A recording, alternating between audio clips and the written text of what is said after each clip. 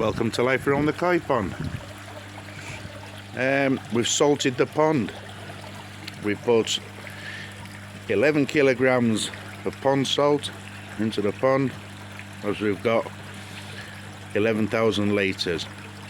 That's 10,000 in the pond and roughly 1,000 litres between the three vortexes, the easy pod, up filter and gravel filter.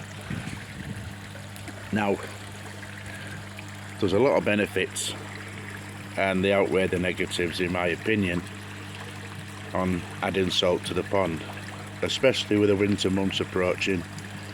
It will stimulate the protective slime coat on their outsides, and also in these bitter 3 months or so of winter, we're able to keep our eye on them with the camera that we've actually placed in the pond to watch them as time goes on, how the habits change and how their mannerisms change as the water starts to drop. We are quite worried about the salt that we've added.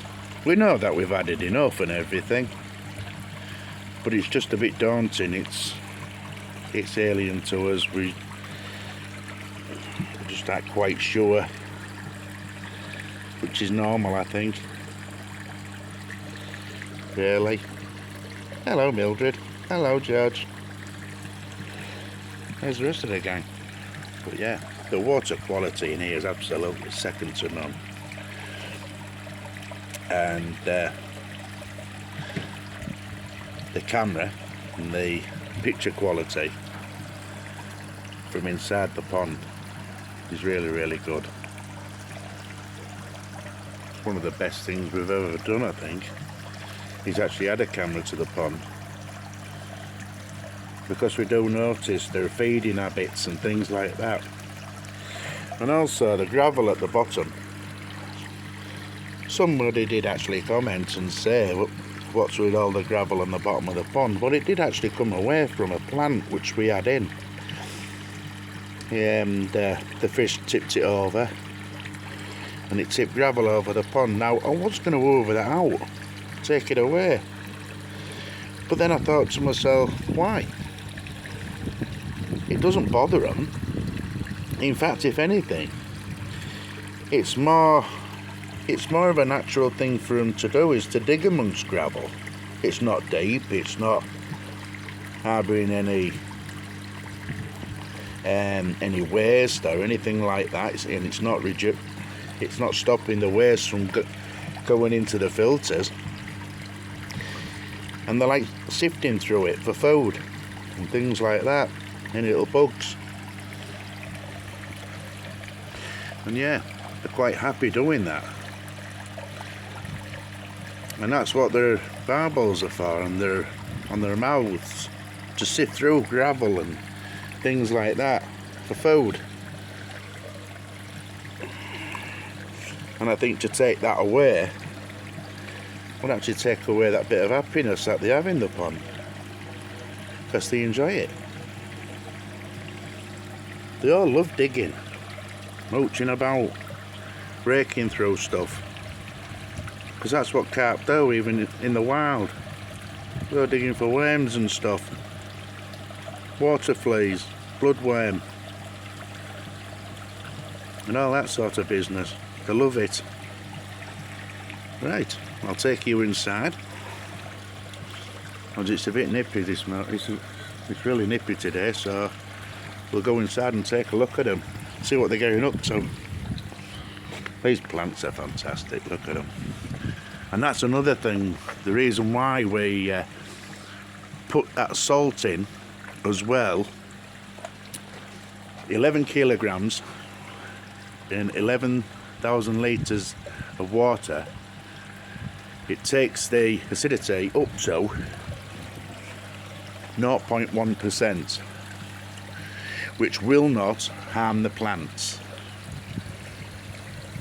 So the watercress,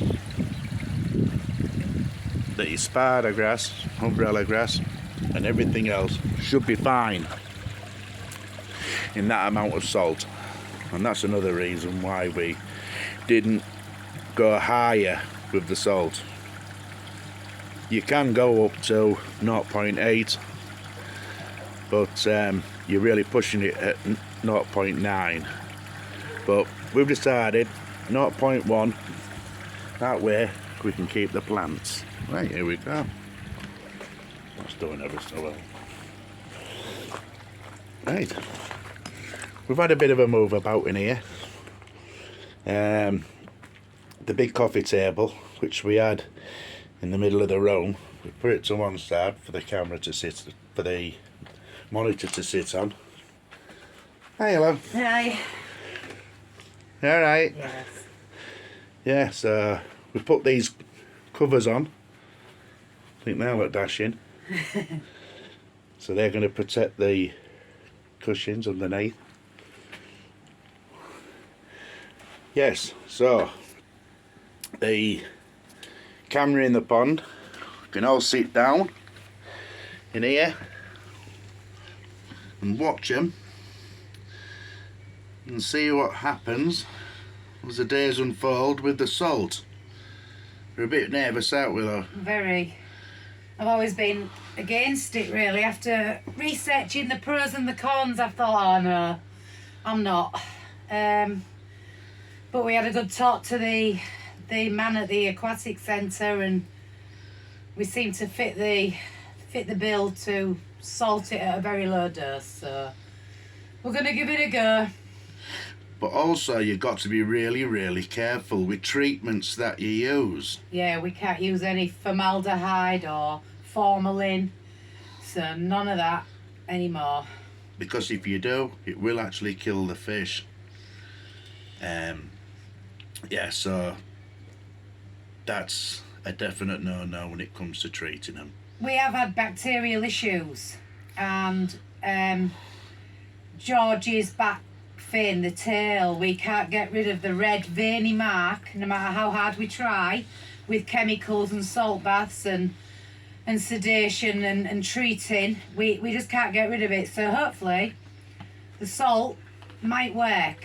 Yes. On his tail. And as time goes by and as the salt starts to work its magic throughout the pond, work its way through the fish, George's tail might just start to come right. And that's another thing, Goldie there with a swim bladder problem. We do recommend for fish that can't swim properly to use salt. That's right. So he might actually start to perk up a lot as well. There he goes again. Hey up, Goldie. Poor lad. But yeah. So we've gone to the dark side. Yeah. We've been ifing and ahhing for such a long time now about using salt. And So it goes against your gut instinct, doesn't it? yeah. But anyway, thank you for watching. Don't forget to subscribe, and I'll see you on the next one. Bye for now.